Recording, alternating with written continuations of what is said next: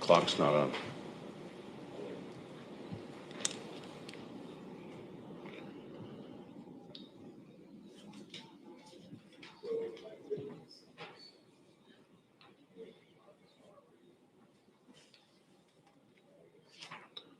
Are we good to go?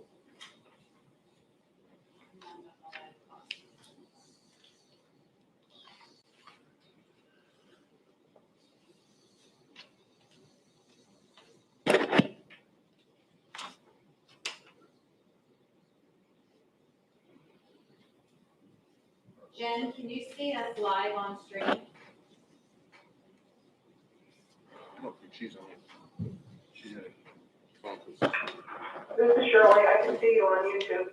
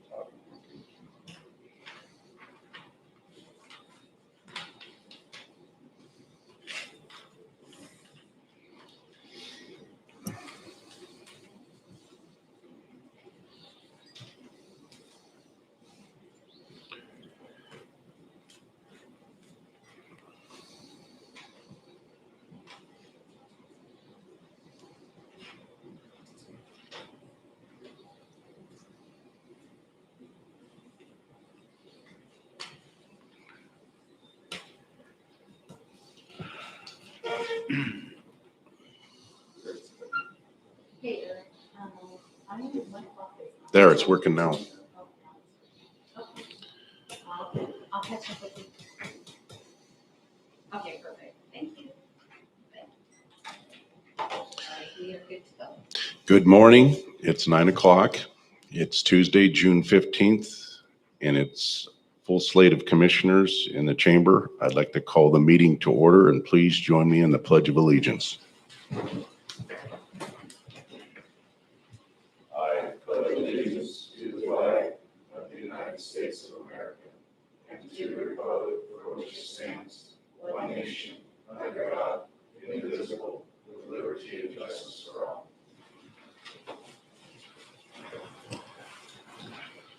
Okay, the first order of business is to approve the June 1st, 2021 commissioner meeting minutes. Is there consensus with the commissioners? No changes. No changes. Okay. Next, we have commissioner administrator updates. Keith, would you like to go first? Certainly, thank you. Yeah, kind of spending most of my time right now on the Recovery Act fund planning to bring before the board to see how we're going to allocate and use those funds that have been provided by the federal government. Also, communication back and forth with our federal delegation on additional earmarked funds that may be available for different projects in the county. There's a lot of focus on that effort right now. There's some meetings that are coming up with the port on some projects that they're working on. We anticipate county support being necessary to make those things happen, and also planning for our .09 fund economic development projects. We bring those before the board in a few weeks. That's where I'm spending most of my time right now. Obviously, there's a lot of other smaller projects going on. The shoreline reconveyance federal legislation proposal is revitalized recently with conversations with the Umatilla tribe, and that process is starting to move forward again. So we're spending some time on that as well. Okay. Commissioner Peck. Well, excuse me.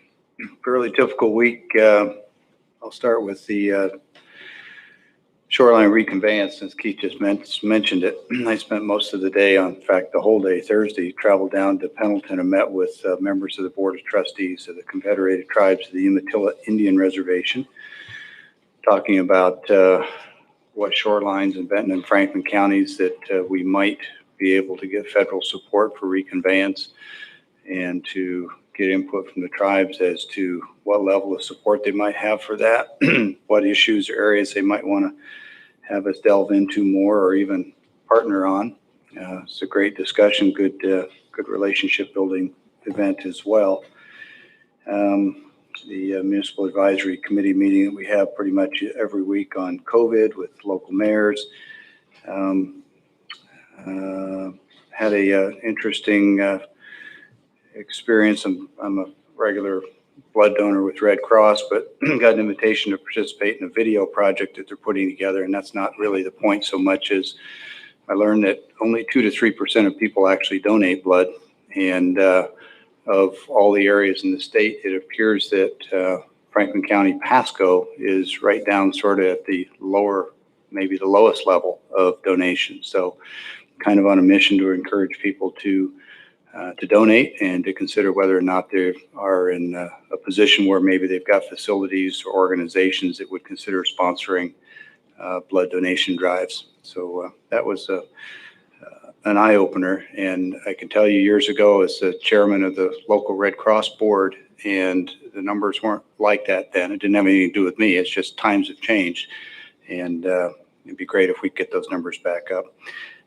Good briefing yesterday with U.S. Customs through WASAC. We had a number of county commissioners throughout the state. We had the lead customs officials from the various ports of entry along the Washington-Canadian border.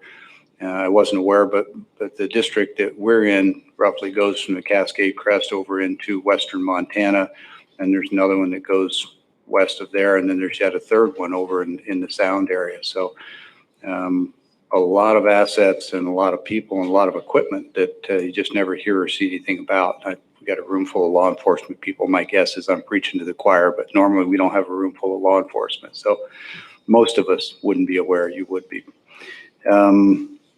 RRLF, the Rural Revolving Loan Fund through the Benton Franklin Council of Governments, was set to meet last week for a fund review, but that was canceled. And I bring that up because we have federal funds through USDA and other sources that we can loan to low income, startup, small businesses, anybody who needs support that they aren't able to get through local commercial lending. So that's through your local council of governments, or give me a call. But that was set for last week and canceled at the last minute because the person seeking the loan apparently wasn't able to get all the support that they needed out of their local commercial provider. And so again, I bring that up because this is specifically intended for small businesses and startup businesses that can't qualify for commercial lending. So your local government has funds to do that, and we're actively looking for people who will come and borrow those funds provided to us by the federal government.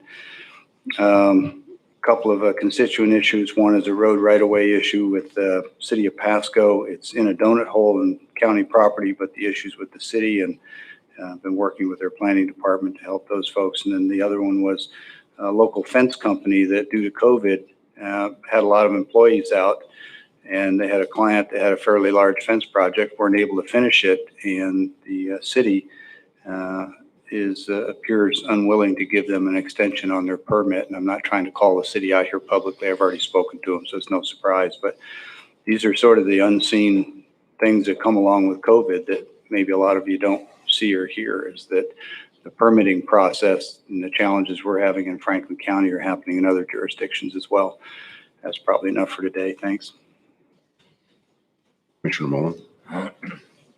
So I also said on the meeting with the U.S. Customs and Border Patrol, we also had a meeting with the Metro Drug Task Force, and it looks like we did get word that we'll be getting some funding coming out of that, so that will lower the amounts that Franklin County will have to pay into that fund for the Metro.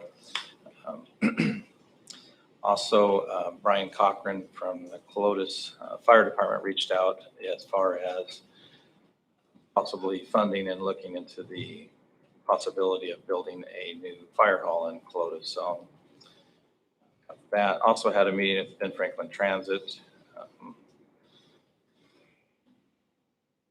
A little bit of pushback as far as wanting to take the 0.1% away from them, but I believe we're going to move forward with that. So that's about all I have for right now.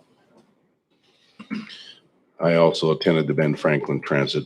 Commissioner Mullen and I are both on that board of directors, and I'd say there's a little bit more than a little pushback. They are pretty adamant in claiming that we're getting the transit, but again, we're only asking for 0.1%, which equates to 1 penny for every $10 spent in the Tri-Cities for mental health. I look over that budget that they gave us, and when they are increasing department budgets by 104% into 70 some odd percent, the 30s, they're all over the board. Every department budget is on the increase, and they're hiring, and they're talking about new expenditures of buildings, and they obviously are well vested in funds, and we are asking for a little help, which would also help Ben Franklin Transit, because the homeless will use the transit. It's been proven across the state and across the nation that when they do use the transit, they will stuff those used needles in between the seats. People get pricked, and it can be very bad. So we're asking for some assistance with them, and I hope we can get it pushed through. I don't think we're going to be able to. I think there's going to be quite a bit of pushback, as we've seen from Chairman Bloom, who basically called out the commissioners that we were embarrassing ourselves. So with that, I also attended the port meeting, and then which was good information. First one I got to sit in on, which was very excellent information about what's going on here. And I'm meeting again today with them and tomorrow. So a lot of meetings going on with the port. So that's probably pretty much everything I have for presenting today. So next we'll go to the sheriff office presentation. Sheriff Jim Raymond.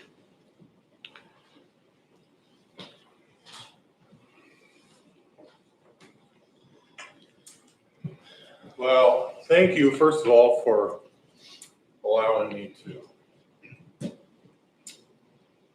present here.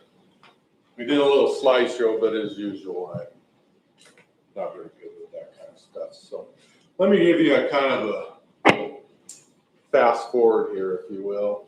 In 2015, when I was elected, when I took office, I was immediately sued by the federal courts and the state courts and every other court over our corrections facility, and for different various reasons. At the time, Commissioner Peck, Commissioner Miller, and Commissioner Cook were on this board. And then, of course, Keith had just recently joined the fray, if you will. And so as we were working through those legal processes, we as a county and a group made an agreement with the federal courts that we would accredit our jail facility and bring it up into 21st century policing models. And through that, then what we get in return is we get good hired personnel that have been professionally background trained to run the facility and those type of things. And training and all the different things that took place in order to reach the accreditation. Well, I'm proud to present to you that we are now accredited in the Franklin County Jail. We are one of 5 counties out of 39 that are now dual accredited, which is actually quite a milestone. It's quite a feat, and it took a lot of commitment, not only by commissioners and everybody, but the taxpayers, because we had to dole out some dollars in order to make it happen with facility upgrades and all the different things that took place. So we held our WASPIC accreditation conference here in Kennewick here in May, and we're awarded that accreditation. So eventually I want to present that to you all so that you know where we're at, and then we'll proudly hang it on front administrative office jail door there so that everybody knows that we've reached that milestone. But we couldn't have got there without a few things that occurred. First of all, we had to reach out and find a jail commander that could work with my personality and bring about those changes. And that's Steve Saltemar. Steve came from the Department of Corrections and the Criminal Justice Training Commission, all different areas when he came to work for us. And he hit the ground running, and he hasn't stopped over the past 6 years to get where we're at with model policies, practices, contracts, all kinds of things that make it a realization. Then along the line, we actually got to hire some command staff, Keelan Harmon, Adam Diaz, I forgot your name, what's your name? Jeremy Jansky, and then of course Pat Reniger, who was the first lieutenant that came in and actually took on this project that we actually coined it Operation Policycurve, and we got there, and it was a great thing that took place. Today, I think we're in good shape, and I think the idea is for us all to stay focused as we go into the next decade and not fall behind on this operation, because it's an expensive one, and we'll keep up on good policies and practices and those type of things. But we need to look into the future in order to remain accredited and make sure that we keep up with the 21st century policing laws. So, without further ado, I'll present to you, and then you can present it to the commissioners. This is literally is just a piece of wood with a plaque on it. It's very significant that you would actually get this and hang it on drapes and walls. So the sheriff's office has been accredited since 2008, but now your corrections in 2021 is accredited. It's something for us all to be proud of. And investments, the arguments, all those type of things. It's great.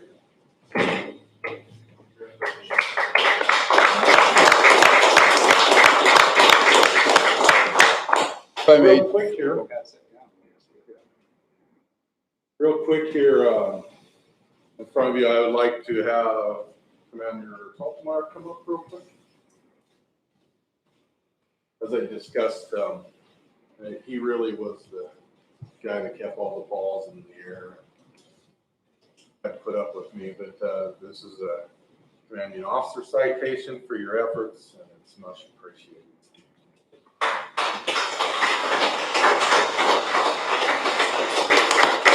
Captain Diaz.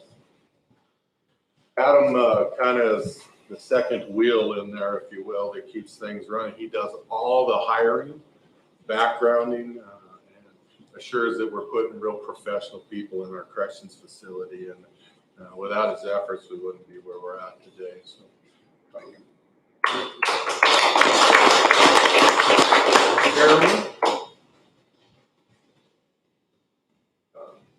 This guy was actually, believe it or not, was actually our policy writer. I would have never believed that. Sit down day after day, pounded out policies because, well, we're the county, we're Franklin County, so someone had to do it. And he stood up to that and has done a great job with it, and I appreciate your efforts.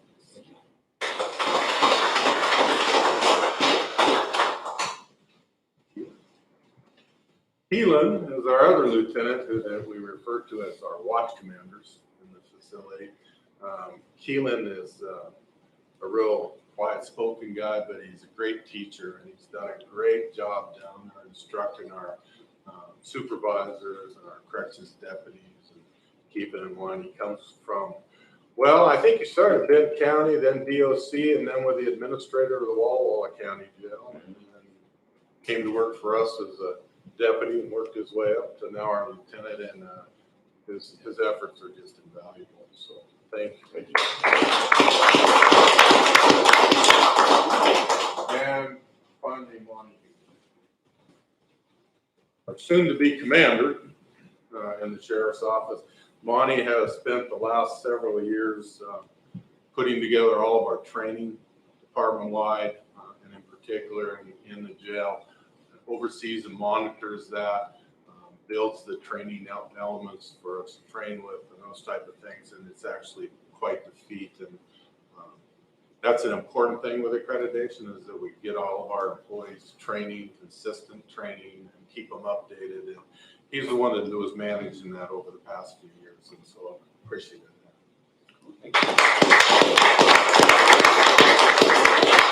And then finally, and we'll get it in the mail, I mentioned Pat Reniger. Pat Reniger passed away, just kind of unexpectedly, but it really was that driving force. And so we're going to make sure that his wife receives his accommodation for the efforts, and we'll make sure we get that. So thank you. Well, Sheriff, I just want to say congratulations. Job well done. Yes, thank you. I appreciate it. That couldn't be done without all these guys. Well, Team effort. that's the key. So Sheriff, let me share a couple of perspectives on this from this side of the bench. You bet. First one is, we're asked to do an awful lot of things as a county. And one of the criteria I always go to first is what we're being asked to do inside or outside the core responsibilities of a county. And this obviously is right up the middle of the core of what counties do. It's an essential service. And the fact that we had been out of compliance for not out of compliance. Well, the federal court said we were out of compliance. I guess I can say it publicly too. But the amount of energy that it took is impressive. And yeah, there was some money required, but again, it was right in the core discipline of the county. If we can't spend money for that, there isn't anything we can. But the point that I'd like to leave everybody with is this, and too often we forget it. Great programs and great services aren't delivered by buildings. They're delivered by people. And it takes great people. And I've watched in the time that you've been here, and we've even argued on occasion about titles and positions and what they cost and what the compensation is. And I'll just say, and whoever's from the union is listening, just close your ears. Universally, I don't think we compensate our people at a level they deserve. We compensate them at a level that we can most often. But I'd be remiss if I didn't point out that it's the people that made this happen. And as their leader, you get the credit, just like you get a lot of the guff when it doesn't go well. But it was a team effort. We know that. And thank you, everybody, because I know how this happened. It wasn't buildings. It was people. That's right, yes. You know, the interesting thing about buildings is we had this feasibility study on the actual jail done. And when it came back, they said, well, in order to make it right, it's going to be $23 million. Yeah. We all took a hard gulp at that, and then we sit down and figured out alternative ways to overcome that. So we took it piece by piece. You know, I can't remember what it was money-wise, but you know, it was 100,000 here, a couple 100,000 there, bringing the facilities up. And I don't know what the overall number, but it wasn't even remotely close to 23 million. That's where we're at. And that's what we'll continue to do in the future with the jail, is we'll just take pieces of it and annually try to improve on it and keep it upgraded, and hopefully take us at least into the next decade. We'll all be gone. This will be somebody else's problem. Yeah. And I'd like to find out who the other 4 are in the state that are dual accredited, just so next time I'm at Wasac, I can poke a couple of them that aren't. There you go.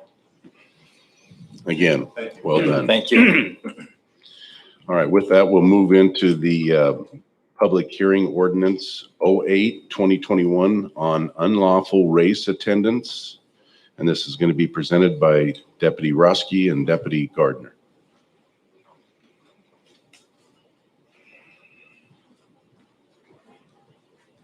Morning. I'm Deputy Gardner, to represent this new ordinance that we've had drawn up for you folks today. The ordinance is titled Unlawful Race Attendance. sorry. Thank you. There's that one too. If you want to see. Thank you. Unlawful race attendance. We've seen through Franklin County through routine patrol that illegal street racing is becoming an increasing problem for us. Not only the racers themselves, but the massive coalition of individuals that actually attend these races. We've seen numbers of high 40s, 50s, even over 100 attend these actual races.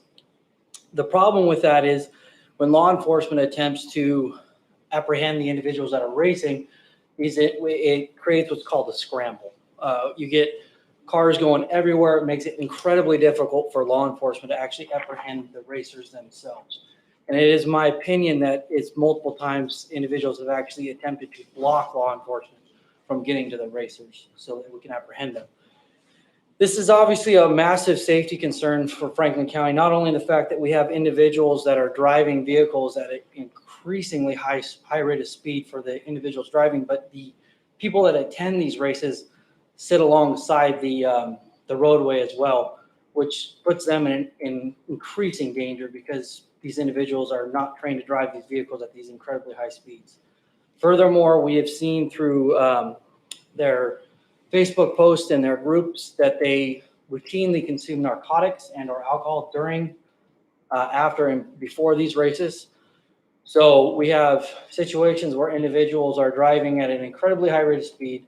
People are lining the roadways, and they are oftentimes under the influence of a narcotic or alcohol. This creates a very significant risk to the public and to the individuals watching. The ordinance before you basically makes it a misdemeanor to attend these gatherings, these street races. And what that'll do is it'll have two levels of deterrence for us as law enforcement. First, it'll give us a specific deterrence for the individuals that we can actually apprehend based upon this ordinance. The individuals that are attending that attempt to block law enforcement from getting to the racers, creating the scramble, creating all the issues and the problems, we can actually have the ability to enforce this ordinance and charge them with a misdemeanor based upon this ordinance. Furthermore, it's going to give us general deterrence. I fully believe that in an ordinance like this, when the first individual gets arrested for simply being at the location, that's going to catch on with all these individuals that are there that, hey, I got arrested for just being there. And at the very best, it's going to stop these illegal street racing events, but at the least, it'll push them out of Franklin County and no longer endanger our citizens.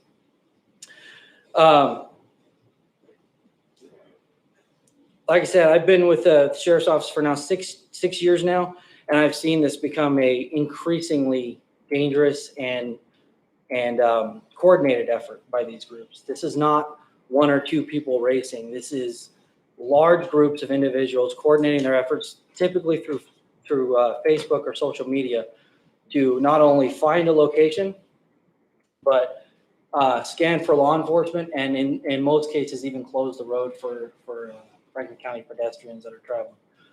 It creates a massive safety concern, and law enforcement has been kind of stumped with our ability to enforce the law and attack this specific issue. That's why this ordinance was written, and that's why it's before you today. Okay, commissioners, questions?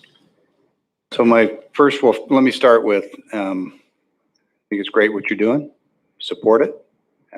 As is often the case, the challenges come in the details. When I first read this, I had a few concerns about the extension of private property, somebody sitting, inside their doorway of their home. But then when it was connected later in the ordinance with participation in the event, I was able to get past that. And it's nice that it identifies some of the characteristics that we look for that justify a reasonable suspicion that they're actually participants. The second hurdle I had to get over with this was that it was originally written, I think, in an overly broad fashion. If you read the definition, let me come back to where it is here, of an unlawful race event, excuse me, the way it was crafted as of yesterday would have made it unlawful for us to hold motocross races at the Hapo Center. because it didn't speak to what a lawful race event would be. It just said they're all unlawful. And so Jennifer Johnson, one of our attorneys, has helped us with that and provided, sent me an email about an hour ago that just adds in paragraph B right at the top of the ordinance. So this is section 9.10.010 definitions. And then paragraph B, it adds a sentence at the end of that paragraph that simply says unlawful race events do not include lawful races held at permitted venues.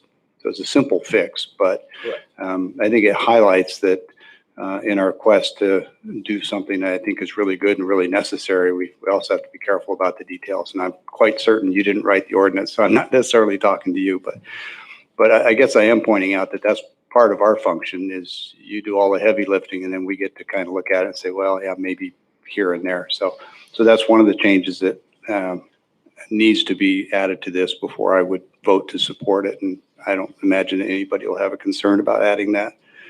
And there was, I think, also a paragraph added at the end, which is 9.10.060. Again, this is an email from Jennifer Johnson. Nothing in this chapter is intended to prohibit participation or attendance at lawful racing events. It's a detail, but it's an important one. Otherwise, we're telling people that they can't, out on their private property farm, race a couple of tractors at 10 miles an hour. It would be under the previous draft unlawful. So, second point I wanted to make is I have actually a family friend who recently purchased a home just on the south side of Chapel Hill Boulevard. And I think I became acutely aware of the risks and the frequency of this in the last couple of months visiting there. That's a race course and a half. It's shocking how fast some of those vehicles are traveling through there. I know you know this. I'm just saying it for the record that this is something we in fact really do need, and it's a good ordinance. So with those couple little tweaks to the language, I'm happy to support it, and thank you. Are there any other counties in the state of Washington with similar ordinances that you're aware of? Yeah, I believe, yes, sir. I believe we modeled it after Kent. The city of Kent actually has a massive growing problem with this as well. And when we started this project to research how we could kind of format an ordinance, we used them as a template. So we're seeing them as this becomes more and more of a concerted effort by these groups to find a location to avoid law enforcement. We're seeing more and more of these ordinances pop up. I can't tell you exactly how many there are, but I do know for a fact that there is one. What type of success has Kent had with their ordinance? In discussing with their officers, they've been very successful. Again, in the two levels of deterrence that I previously discussed. The very specific of you're now being arrested for attending this event and being complicit in it. But the moreover, what I think the goal of this ordinance is those Facebook group chats of, hey, we're getting arrested just for being here. And that's going to shut these events down. Because as most of these things, as like most of these things, they're spectator sports. These guys require an audience. They require several individuals to get this done. And I think if we can take that away from them, these events will stop. Thank you.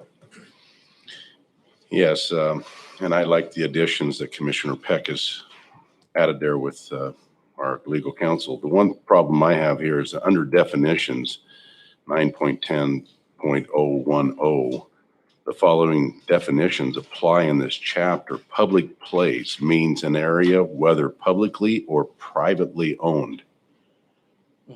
So we're saying a privately owned farm is a public place?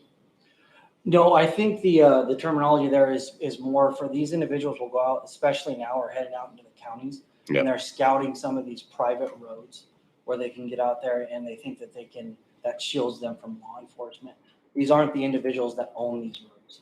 They are going out and of their own volition doing these races and think because they're on a private road, it'll keep them from any interaction with law enforcement. So I think the thought process there is not to stop somebody from doing what they like to do on their property, but stop Okay. someone else from Okay. doing something.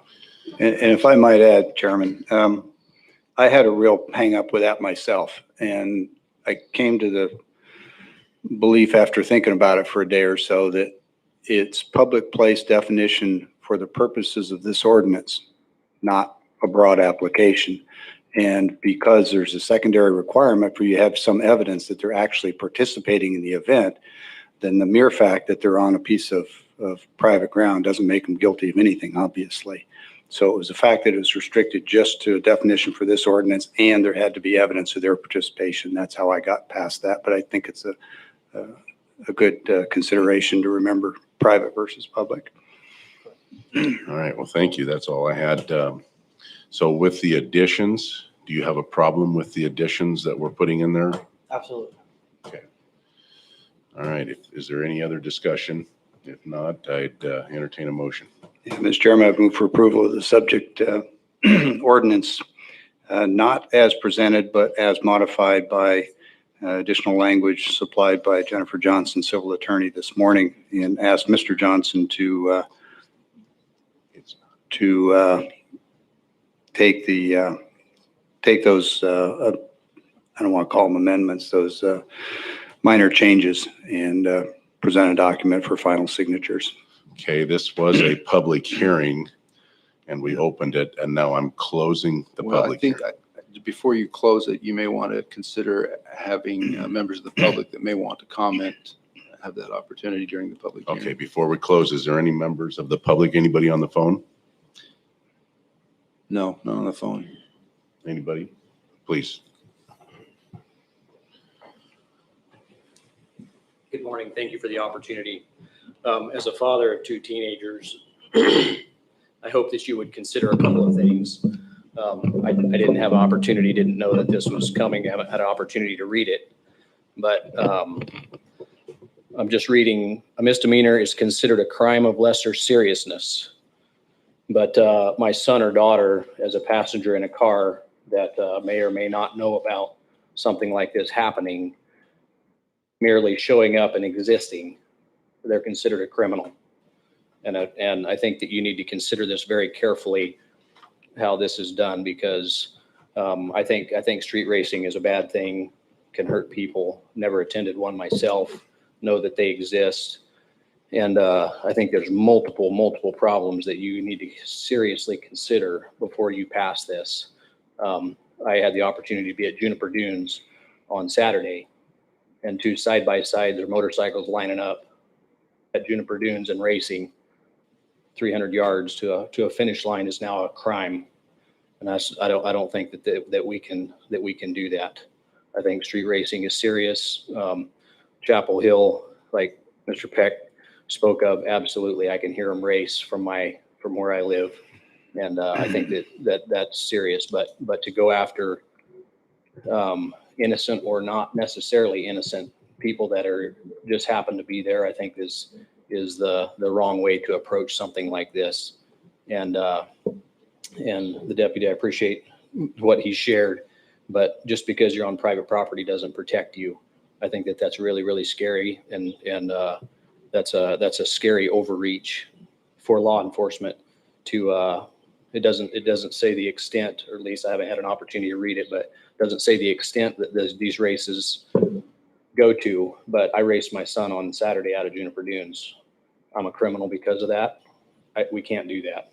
We cannot. We need to be really careful about how we do. There's a young man that probably all three of you know that's a farmer out here that I was a witness to this. He burned his tires off at a stoplight on Road 68. He got charged with a reckless. He was the only car at the stoplight. He was trying to impress a girl. He got charged with reckless driving, and it still hangs around his neck today. I'm not saying that wasn't what he should do, but if we're going to charge bystanders as criminals, that's really, really scary, guys.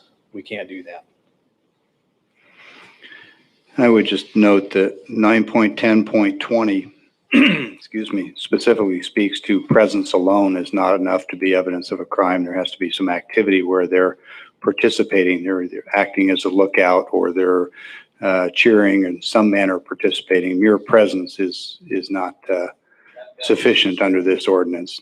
That was the description that was given. Right. Merely being there, you can be charged and arrested. Right. And as you said, you haven't had the opportunity to read it in detail. I'm just pointing out that 9, 10, 20 lists 8 different specifics talking about the fact that there has to be some participation. You can't simply just happen to be there walking down the street and suddenly you're a criminal. Sheriff Raymond. I don't think the deputies are, going to reach that far reaching. And here's a more specific example of what takes place. Deputies are called out to these racing scenes. And while they're trying to get to the cars that are racing to stop them and get them to stop, there's participants that are along the sidelines that are actually blocking the deputies to be able to go get to address those issues and creating those issues. And they need some sort of teeth, if you will, to address those type of actions from people so they don't become felons or those type of issues. And so I think that they're going to be, they're going to use due care when they're trying to do those things. I don't think that everybody's going to get arrested. I don't think they have the ability to do that, but it gives them the ability to address those that are acting the fool and blocking them from getting these cars stopped, be it on public property, private open space, or those type of things. And so I didn't even know it was going to be a misdemeanor. They just need some sort of teeth to address these issues. And then let's always remember that you get to go to court if those type of things happen when you're cited for a misdemeanor. They're not going to jail. We'd never take them into jail, to be quite honest with you. But it's with today, with what's going on with vehicle pursuits and people just ignoring the law and those type of things, it's just an added extra tool for the deputies to be able to utilize. And hopefully they use due care and caution with that. Yes, sir.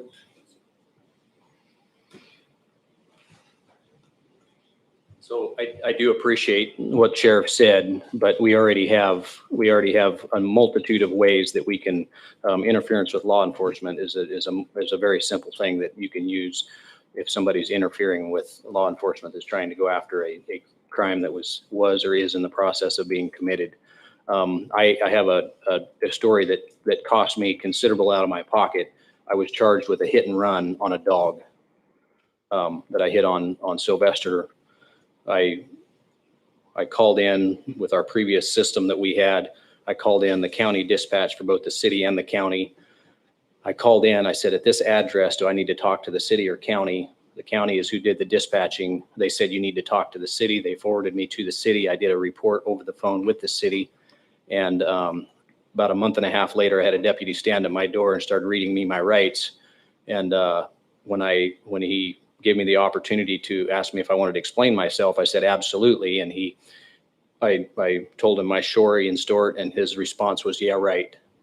And I got charged with a hit and run. I went through the court system. Thankfully, the judge seen what happened, understood, and apologized to me, but it cost me $2,500 out of my pocket. So yes, the court system can and has worked. I have a personal story of that, how it did. It cost me out of my savings account to do that.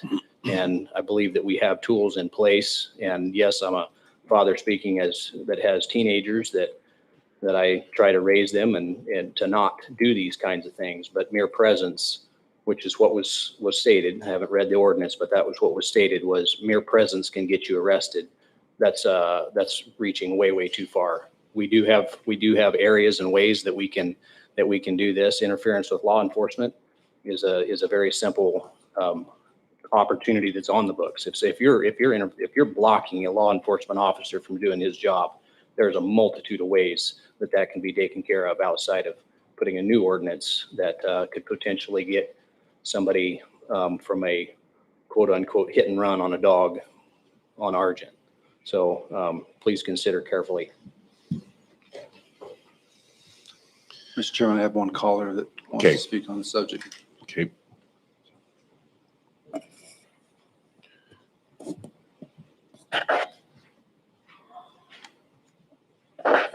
Mr. Simmons? Yes, can you hear me? Yes, go ahead. You have the floor for 3 minutes.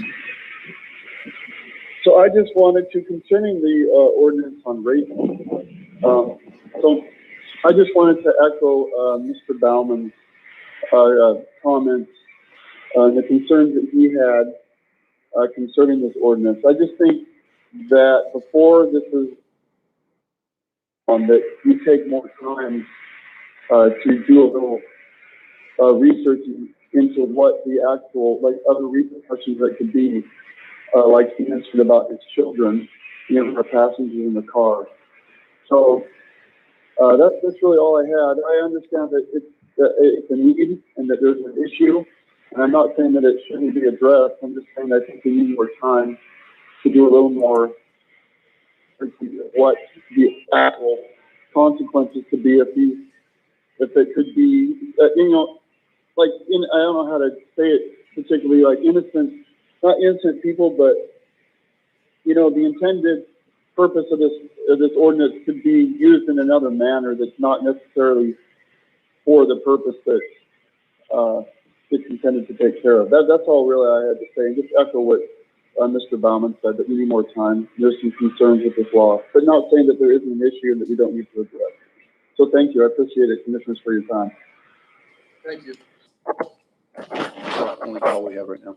That's the only call we had. Yes, sir. Is there anybody else for public comment? Okay, at this time, I will close the public hearing. Commissioners, anything more you would like to say before we make a motion? Well, Mr. Chairman, I think we do have a motion on the table, but if it's the feeling of the board that somehow this needs further review, I don't have any problem holding off for a week. I don't think it's going to change the world. I will note that this is, you know, had a lot of eyes on it. The Sheriff's Department, the Franklin County PA's criminal deputy prosecutor, our civil attorney, Jennifer Johnson, the City of Pasco's contract prosecutor, and senior officials from City of Pasco law enforcement. So it's had a pretty good set of eyes and pretty good review, but if somebody's got a specific recommendation for how it can be made better, I made a couple of my own yesterday that we've already talked about. I do think that Mr. Baumann raised an interesting question about Juniper Dunes. If you got two people out there with ATVs and they're 100 yards apart and they want to race each other, I would note that, you know, we don't own that land, and I think the federal government still does. And if they were to pass an ordinance or a law that said that's illegal behavior, then that'd be fine. But I don't know that this ordinance would reach onto that federal land. It's not my department, but I would say probably not. And so that would then fall into the category of a lawful race between a father and son at Juniper Dunes, as opposed to an unlawful one down Chapel Hill Boulevard in Pasco. So I'm willing to move forward on the ordinance and the resolution, or the motion for approval that I've already submitted. But at the same time, if the board wants to consider further, I'll be a team player. Commissioner Mullen? In light of the public comment, I think we should take another look at it. Like I said, a week's not going to.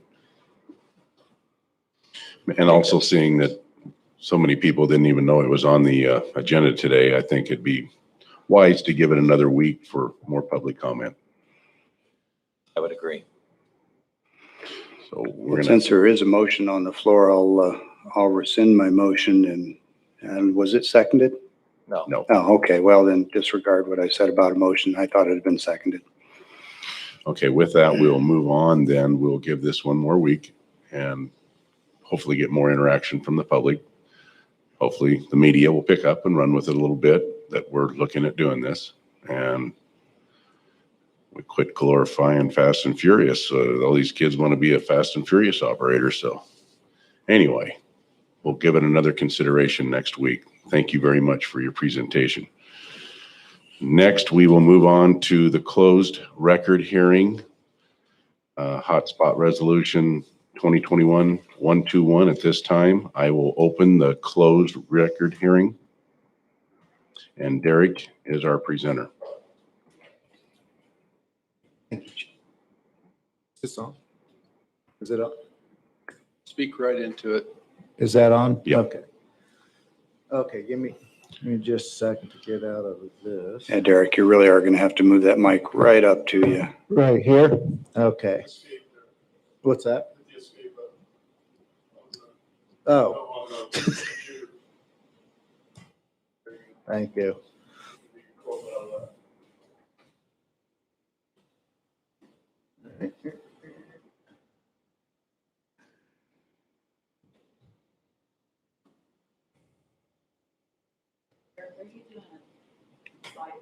Yes, ma'am.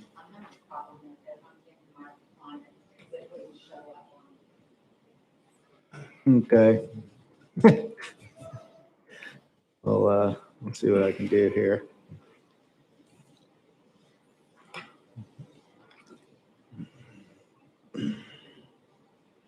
Dang it. There it is. All right. May just be hit the function button. There it is. Okay. There we go. Okay. Dual screen. You have your presentation, and that's the. Okay.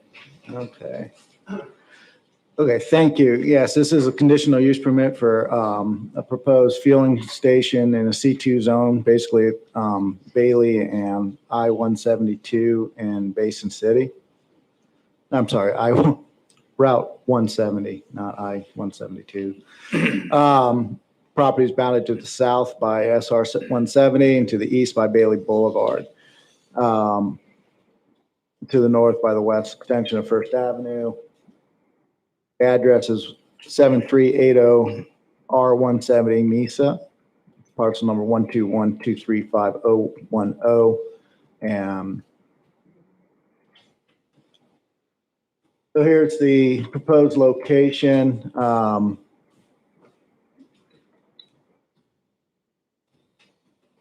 Right here, there's an existing convenience store. It's been there quite a while. Everybody just kept telling me it's been decades that there's been a convenience store there.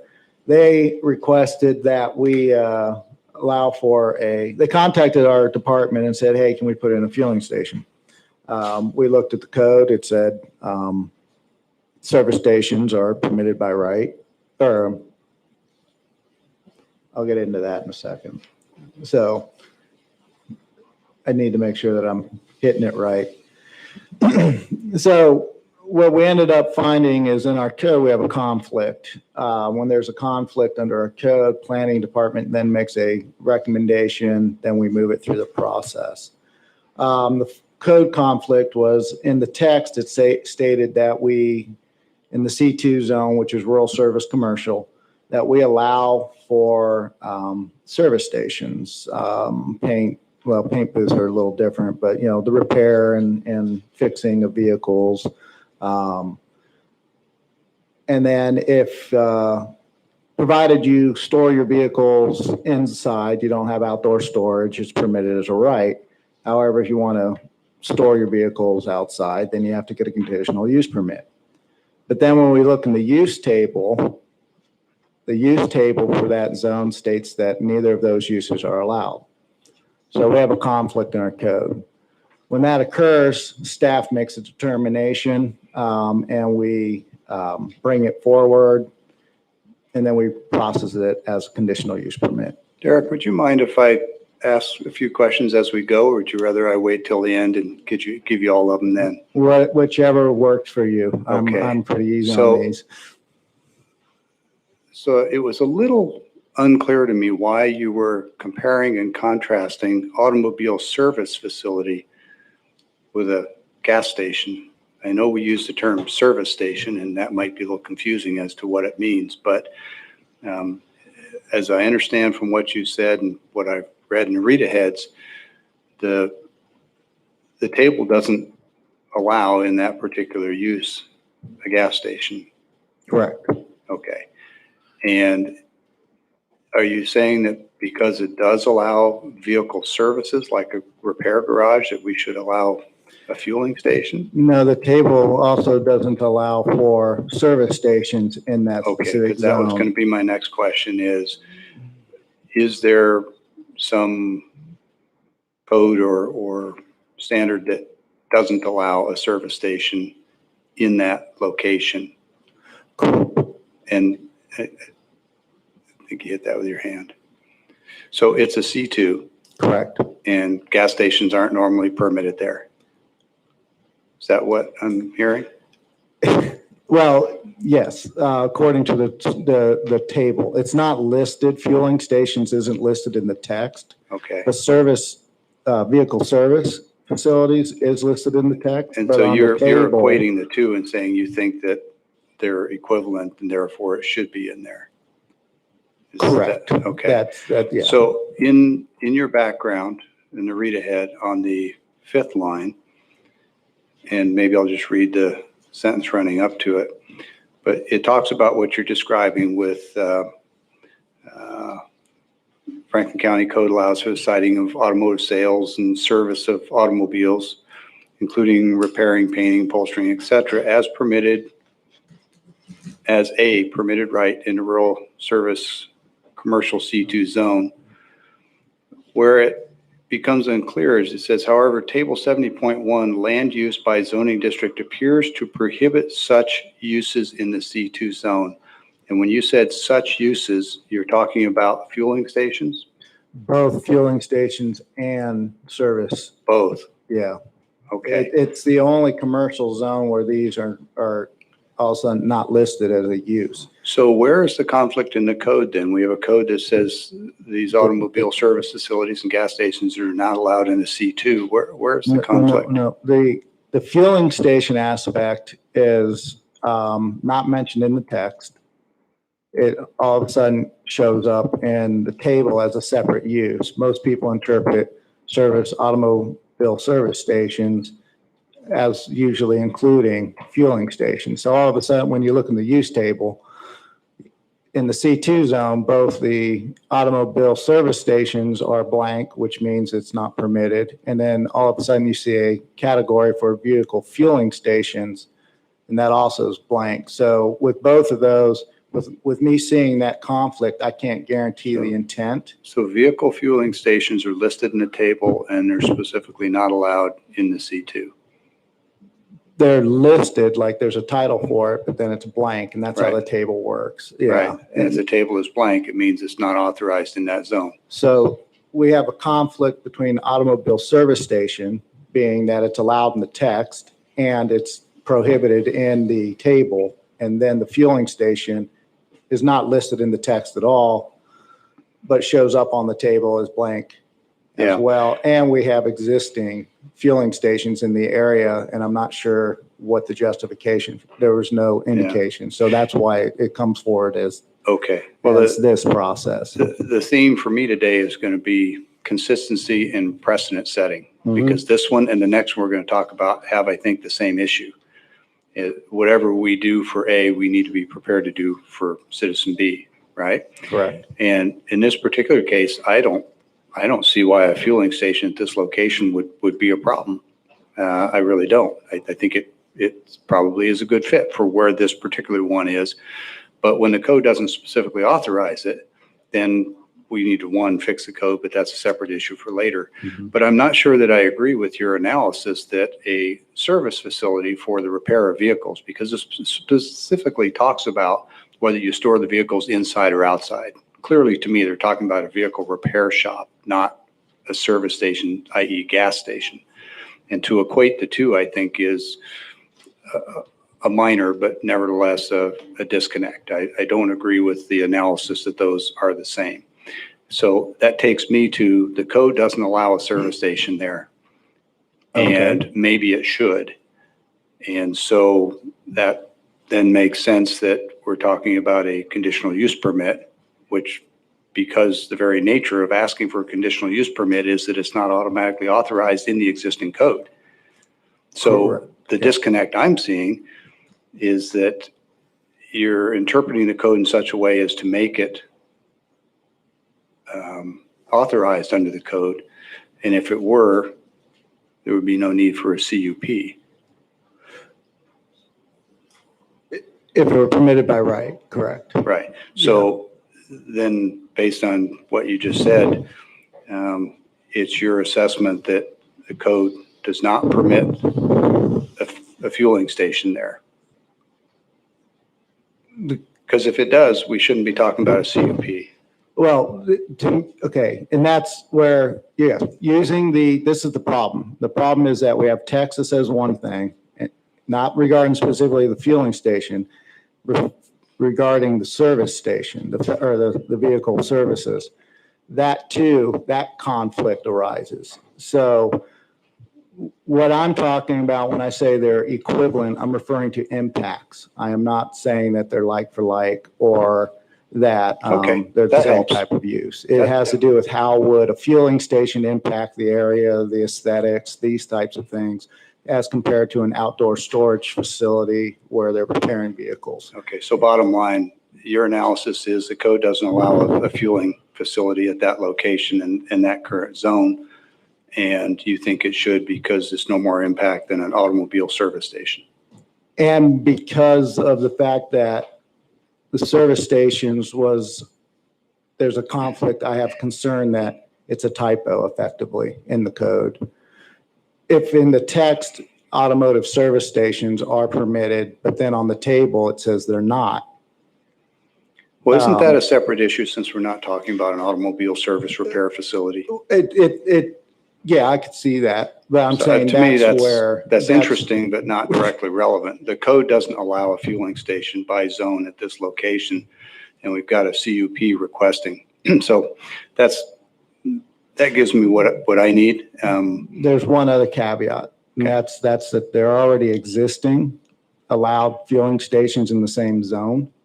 And this starts coming back to the idea that they were allowed to do it. Why isn't this individual allowed to do it? So a few minutes ago, I said the theme for me today is consistency, right? And it's about citizen A and citizen B and setting a precedent. Mhm. And so before you said that, my last remark was going to be the theme for today is precedent. And you've already done this for other fueling stations in this zone.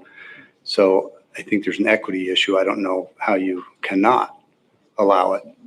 So thank you for helping me make my point, but that's where I was headed next.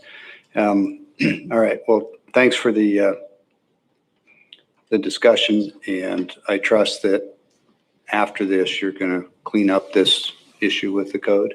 Yeah, it's again unclear as to why that occurred and why, as another aspect of the thing, when you look at proximity, the service station or the fueling stations that are there are all card or private kind of club, like Pacific Prides or these types of facilities. This is the only that I'm aware of,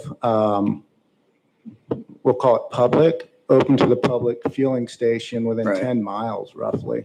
Yeah. There's Merrill's Corner, and then I'm assuming there's some over at Mesa, at least one at Mesa and Connell. Yeah. There's no other ones. You have to be a member or it's the card lock systems for. So that's the good other info, and that facilities. was in your read ahead, but what is the point of that? What is the point you're making? The intent behind the C2 is provide rural services to folks that live out, and being able to get gas without driving 10 miles is considered a service. And that was part of why staff made that determination that it's a needed service. Yeah, I've shopped that store many times. I think having a gas station there is a public benefit. I think it fits with the C2, just like you just said. I just didn't know why you were going down that path. As for the others, the fact that they're a club, I don't think that changes the equity argument for citizen A, citizen B, and it doesn't sound like you do either. So thank you. So of the property, approximately 32,000 square feet will be used for the island, some new paving. They're putting in parking in the back. We'll see a site plan here shortly. Well, that just shows the island layout. So if I remember right, 6 pumps total, 3 pumps, 2 sides on each. So we'd be looking at 6 vehicles. That's another relatively small for a fueling station, but staff did all the appropriate notification as of April 15th. The only comments we got from the public was one individual called, and then once I explained to him what it was, he's like, oh, yeah, we could use the gas station. So Public Works, approach permit is required. One condition would be that it would be right in, right out only on R170. Any left outs would be on Bailey Boulevard, so that you're coming out at an intersection as opposed to right onto the highway. There's an overhead power line, and there were some waivers and things going on with BBEC back when the building was originally constructed. The long and short is that the applicant, and they're aware of this, will need to coordinate with BBEC regarding the relocation of that existing main line coming in, because it is a main line. It serves, I guess, that half of Basin City. There's a lot of potential fixes and there's a lot of potential issues. So that's something that's going to be worked out with them. Sounds expensive. And that's a condition of the approval, right? Correct. And BBEC will work with the applicant, but again, they're well aware of this. One of the big concerns is the proximity of the canopy in relation to that overhead. So they'll have to get all that worked out. So, as we just discussed, the staff proposed, and the Planning Commission concurred that the proposed uses in the C2 zoning district is in accordance with the goals and policies of the development regulations in the applicant comp plan. It won't adversely affect public infrastructure. We're only talking a grand total of 3 pumps with 2 per, so 6 at most vehicles at a time.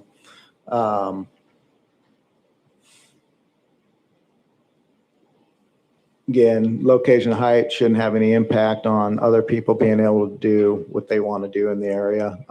It's vacant to the west. It's pretty much vacant to the north. And then it's, there's a manufactured home park across R170. And then there's just businesses all down that strip. And again, it wouldn't be any more objectionable than anything else that's going on along that corridor. And really with that, no left outs, any risk is minimized on people pulling out onto R170. So in addition to our standard CUP language, they will need to be in compliance with all requirements of the Washington State Department of Ecology for a fuel station. And they're the ones who have that purview, as well as the Department of Licensing. They'll need to contact the engineering department at BBEC regarding the proposed fuel tank, because the proposed fuel tanks facilities may conflict. So what happens is there's a proximity distance where we're looking at underground tanks. If we run power underground, we've got to make sure that there's a certain distance in case there's a short and it doesn't contact. But that's why that has to be just worked out. There's no way for us to do it in advance of the proposal at this time. And then, like I said, direct access under R170 shall be right in, right out only. And we have a suggested motion as stated there. And I'm again happy to answer any other questions. Questions, commissioners? I have no questions. I have one. The C, is that whole area C2? You mean that whole stretch along? Yeah. Yes. It is. Yes. Okay. Well, yes, it is on both sides. Yeah. I thought for a second that the south side wasn't, but manufactured home parks are permitted C2 zones, and it is all C2 through there. Were the other service stations in place before this was zoned, or were they able to put that in the C2 prior to this? That I honestly don't know in regard to the zoning, when the zoning came in, but they are pre-existing or pre-approved. Yeah, because I remember there was another one there on the corner of Glade and 170, and it is no longer there. It's been removed. Right, but there's another one that's a little, it's in town, I guess you could say it. Civic Pride, Yeah, I think it was a converted Les Schwab or something like that. yes. And that's the pre-existing. Mr. Mahoney. One of the benefits of working for Franklin County for almost going on my 32nd year is you're absolutely correct. There was a fueling station at the corner of R170 and Glade North. And then, of course, the others are going in. One of the things that we want to remember, and Commissioner Peck was really touching on it, is, the current codes that we have, and some of these were redone in 2008. And our thought process, because me and Derek talked about this quite a bit, is the fact that, I go back in my memory banks and these existed, and then we wrote these codes. You can kind of see where there's some conflicts where we believe they were just, errors in some of the tables that we see and all of that. So that was kind of the thought process going through. The other part of it is we kind of look at things, especially from a transportation standpoint, how actually it totally makes sense in that area for there to be a fueling station. So it is something that as we move forward, that, we're finding these things from 2008 when these were rewritten and adopted, that as these things come up. And so it is important that we have some sort of consistency until we can get these formulated. So yeah, I appreciate you bringing that up, because that's one of the things I wanted to state is there was a fueling station right there, a fueling station in Quickie Mart that just like Commissioner Peck, I spent some time in that, just like I have in that convenience store that we're talking about specifically, doing a lot of work up in that area. So the other thing I want to add about the right in, right out is that's fairly new to us. It's kind of something we came up with, since it's right there on the intersection of Bailey Boulevard. We believe that making their driveway onto R170 right in and right out is appropriate. So I don't want you to think that you're going to see a lot of that, but in this case, if people are going to be heading east on R170, our preference would be that they actually come out onto Bailey Boulevard and turn there, so that we don't have other conflicts, because this will, I believe, increase the traffic in and out of that convenience store. So Matt, since you brought it up there, and because this is a closed record hearing, we kind of have to stay in the record, but in the record, you talked about right in, right out only. I think we all know that there's a human tendency to take the shortest path, and that may be a left out of there onto 170. And there's not, frankly, a lot we can do other than mark it real well. And because it's a state route, any sort of a curb divider is probably not warranted, maybe not even authorized, right? Actually, that's not a state route. That is absolutely a county road. Okay. We call it Route 170, so I presume. It used to be.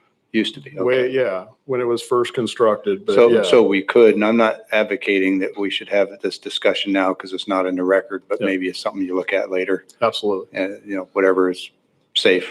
I think it's fair to say we're going to see some growth in that area, and we're continuing to see it. So, yeah. Thank you. Thank you.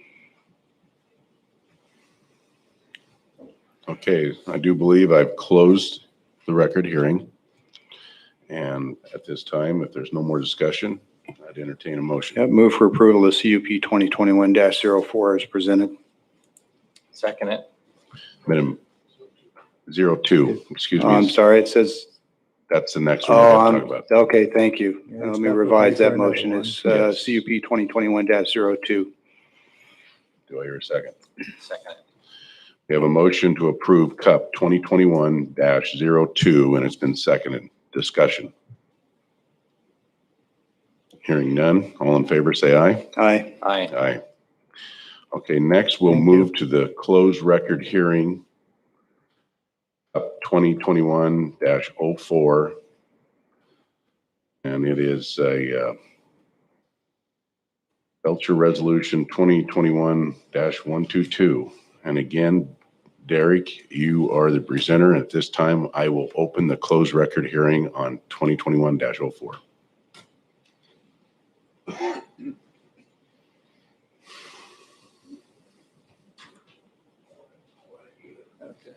I was getting ready. Okay, thank you. Hey, Derek, let Yes, me sir. just ask my question up front and I don't have to bug you in the middle, okay? Okay. What I'm looking for is what's different about this application or this property? So just as you're going through, because Okay. you're asking for something different. Just, I didn't see the why anywhere in the package. Okay, okay. Thank you. So as mentioned, CUP 2021-04, there's a request of a landowner to deviate from the accessory structure standards, which is allowed through FCC 17.28.030A24. So the property is located south of Warnett Road, east of Road 44, west of Road 40 and north of Pearl Street. Its address is 2127 North Road 44, Pasco. Parcel number 119142071.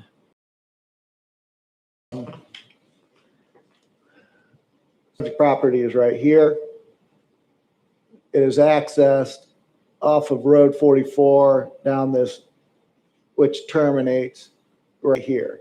This access does in his driveway. Technically, the easement access terminates at the property line, so everything from here forward is actually his driveway. There's a pre-existing building right here that it's a shed. It's not a garage. It's not quite big enough to accommodate a vehicle, but it's right through here and it's right there. This is where, because of the nature of the yard setup and everything like that, and the age of the property. So there's a septic and a reserve septic. I don't remember which is which, but the long and short is that he's in his reserve. So he's got drain fields. You can't put structures on drain fields. He has tried to talk with every landowner around him to get them to potentially grant him some land or something for him to build this building. Nobody was willing to work with him on it. So he's been working to do this for quite a while. He has done everything you can humanly ask for an individual to do to not have to go through this point. Get to this point to get it to where he could just get it permitted by right. The property just doesn't lend itself to, like I said, he can't put it back here because of the septics. He can't put it up here. Well, even if he wanted to put it up here, technically he would need a conditional use permit because he was looking to put it in the front yard anyways, which is in this zone. In order to place an accessory structure in the front yard, you have to get a conditional use permit unless you're down on the shorelines, but this is not on the shorelines. So I have some other pictures of the site that we'll get to in a minute, and I'll get to a better overview shot of the property in the next slide. So comp plan is it's in the city of Pasco, UGA. Technically, it's low density residential is the zone or the comp plan designation, suburban RS20 zone. As mentioned, the applicant is seeking to deviate from the following Franklin County codes. FCC 17.28050 E1 and 2, accessory structure setbacks, and FCC 17.28050 F2, accessory structure height limit. In other words, if you're going to go for a conditional use permit, you go for what you want. And that's what this individual is doing. The existing structure, okay, the current property is half acre. They're looking to build a 900 square foot building. And then with 25-foot height, peak height. So this is the existing building. So we already have an existing structure. What the applicant is seeking to do is make in the same place, but it would be a larger structure. So the proposed square footage of the structure meets the requirements of county code. He's not over his limit or anything like that, provided he removes this one. The issue arises with the setbacks. Technically, he's only 5 foot here and 10 foot there. Under county code, you would normally need 25-foot setback in a front yard scenario. But because of the fact that this property is set up the way it is, where it comes in, and just so you know, if you didn't notice, this is flipped a little bit. So in the earlier drawing, you know, we were coming in like, so this is proper orientation. This is flipped. So we're coming in here like that. So it comes in, like I said, access terminates here. This is all his private drive. This is all his yard. We have existing structures here that prohibit the ability for, if this were to be used for some sort of road, they would run into various structures. And this is just the first. There's a couple more that kind of would block that alignment issue. So in other words, it's unlikely would ever be turned into an actual road. It's an access drive and a driveway. It terminates here. We start getting kind of strange because technically the frontage is over here. So they're addressed off of 44. Well, over there actually. So it's just a unique layout of a property. We don't see this very often, but we do see these on the dead ends. And it's very rare for a property to have built a structure out here. But it happens because, again, this is his yard, you know, and this is not a young structure. In fact, we'll get to the. So this is the building he would like to replace. This is the building that we saw on the other property. So we already have a very large structure out there in proximity. Going back to here. So that's that building. So he's looking to go here. He would have one building. As you can see, he doesn't have a lot of area to store his vehicles, and that's the primary purpose, is to get his vehicles out and basically put his garage there. So we started the notification process. Everybody was notified as required on April 8th. We received, well, that's small. We received comments or concerns.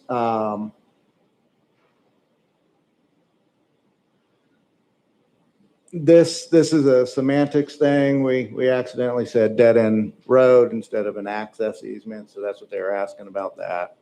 It's not a road, it's a drive and an access easement. No, it's a residential structure. So these were questions that were asked. There shouldn't be any increased traffic because it's just his existing vehicles and stuff. No, there will not be as a requirement a new turnaround area because there was no required turnaround area in the first place. Again, that's his private driveway. So it would still basically create that hammerhead effect. It shouldn't block that access. And then this individual approved of the permit request, which that's kind of unusual for us to get. He supports the proposal. Derek, that second one, 4211 West Pearl, what's the proximity of that address to the applicant? It's not the existing shop across the fence line, is it? Honestly, I didn't check. I assume it's within 500 feet because they got notified. Okay.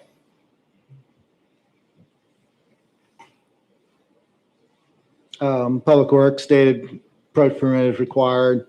Ecology provided a standard, what we call the standard letter, basically talks about if you're dismantling, construction debris, what you're supposed to do with that. If you got questions, who to contact. Hazardous material disposal, same thing, who to contact if you have those types of things. The City of Pasco provided comments, which is they start talking about a future extension of West J Street. As I mentioned, there's multiple intervening structures that frankly staff doesn't know when that would ever happen with the existing in that alignment. We also have close proximity to other access roads like Wernet and Richardson that may be more viable through routes, but that's their comment. Oh, and we already have an existing structure there in the first place. So if the applicant doesn't move forward, he still has a shed sitting in this alignment. And then, so that's their, again, every lot shall, well, we already have that. He has an approved access. I'm not sure. Some of the comments we're not sure exactly how to respond to because we're not sure exactly why they're bringing them up, but they have that right to comment. So again, not sure how an approval or denial of this would affect any of those statements. Because like I said, there's already an existing structure. He's just looking to make the footprint bigger, make the building taller and keep it in and do the setbacks. One thing regarding the setbacks, as a condition of approval, they would need to do what we call intervening firewalls. So on the north and the east walls of that structure, it would have more robust fire separation requirements. Normally what you get is a 5/8 piece of drywall, and that's your standard 1 hour firewall. In this application, you would need 2. Derek, was that in the Rita heads? I was specifically looking for that because of the setback issue. Don't go there. If you don't know on top of your head, don't worry about it. I thought it was. I thought Okay, it was. it might be. I might have just missed it. And frankly, if it's not, we need to have that as a condition. Yeah, I didn't see it but it could be in there. I know the cover. Oh, Yeah. yeah, no, I just bring it up because it's a pretty significant element of this, in my like I opinion. said, if we did not put it into conditions, staff is recommending that the board does. So I'll double check in the conditions before we take a vote, if that's okay.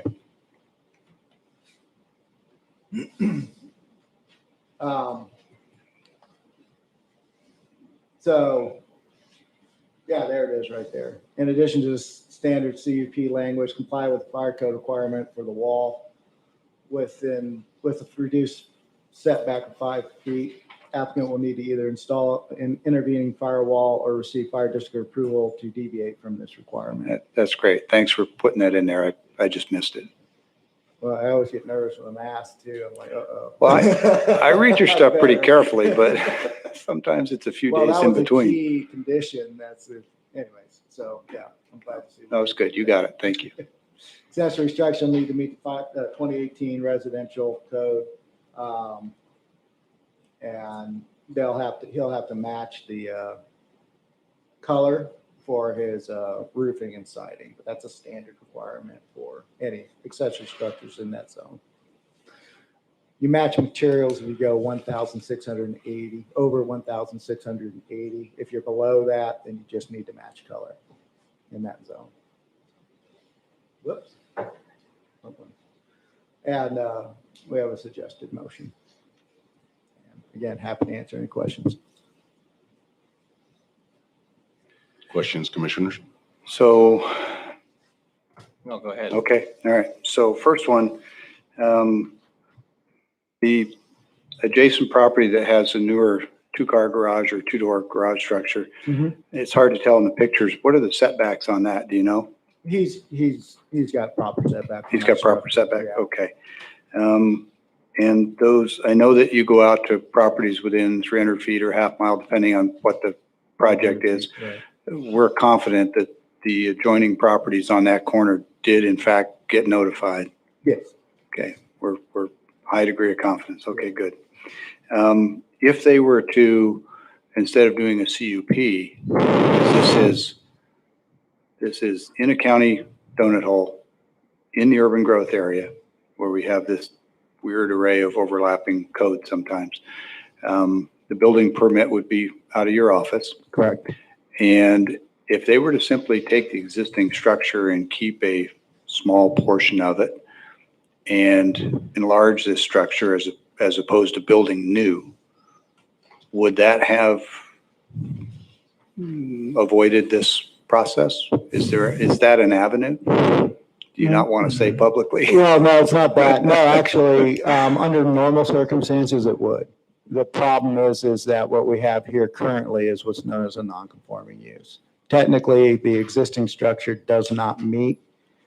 Okay, It's in the front yard. so, It may have met requirements at the time it was built, but as of today, it does not. And therefore, an expansion you're not allowed to expand the footprint of a non-conforming use. and even if it were conforming, any expansion would have to meet the most recent code, Correct. which would put them right back in the setback question. Correct. Okay, so, and the setbacks I know are for fire protection, Mm-hmm. and they can be for view shed protection, I think, for people's adjoining properties. Yeah. It's not specified in the code, but I think we generally recognize That's how that. I recognize front yard setbacks. Right. Yeah. And so in our code, we don't typically allow structures like this in the front of the house. They're usually equal or, equal distance from the main drive, or they're set back. But in this case, there is no public drive. This is on a totally private drive with and the purpose for those buildings being set back, as I understand it, and this is the question, is to maintain the character and the quality of the neighborhood. That's what I've heard you say in the past. Yeah, and safety. Yeah, so if this Deer and were vehicles. right on Court Street, the code wouldn't allow them to build a big shop right out on Court with their house behind it. It would require a conditional use permit. Right. The code as written wouldn't allow it. Yeah. Okay, so I've got a list of reasons here, as said earlier about, the why. Why should we approve this? Because the next person that comes in next week is going to be entitled to exactly the same level of consideration. And so what I heard on the why was they don't have a really big lot and they've already used up what they've got. That's part of the why, yes. Is there any other why? Again, the uniqueness of that property and that it terminates. It's an end of a road, basically. There is Okay. no. So the lack of a public facing roadway. Correct. Yeah, that basically all of that area is his driveway, which is unusual. Right. Normally, you've got a driveway or an 'Cause- access, but because of it terminating, flaring up like Right. that. If this so- were right on Wernet, we'd be having a different conversation, right? Correct. Okay. So you're doing great. You're helping me get through my list pretty quick. And the setbacks, 5 feet on both the east and the north? No, it's 10 on the east. Is what he's got right now. Okay. Um, 10 on the east, and on the north, It's 5. it's 5. Yeah. Okay. That's great. Thank you. That's all my questions.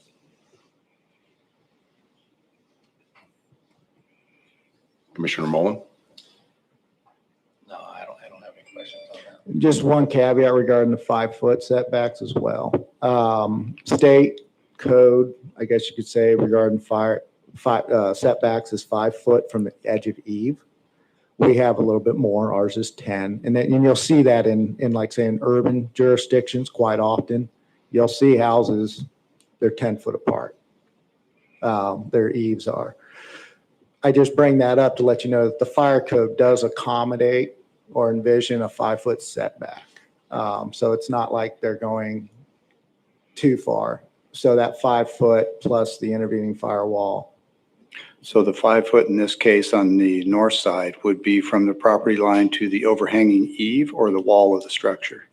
It's going to need to be from the eave. Okay. There's not another 5 feet that they could move out. No, he tried. He tried. He even had one guy all lined up to go yes, but the mortgage company that owned that property wouldn't let him do it. We also have a square footage limitation based on the size of the home, right? Yeah, he's okay. Okay, all right. Yeah. Well, I'll just say that I'm not persuaded by all of the whys except one. which is it's not on a public facing, and all of the other limitations that we placed all trace back to that neighborhood quality and public facing. So you made your case with me. Thanks. It's going to improve the property, correct? I don't like to make those types of judgments, but I think the new building is going to be nicer looking than what's already there. Is there any other discussion? So at this time, I will close the closed record hearing and entertain a motion. Move to approve CUP 2021-04. Got it right this time, as presented. I second it. Been a motion and a second. Discussion. Hearing none. All in favor, say aye. Aye. Aye. Aye. Okay, with that, we'll move down to public comment.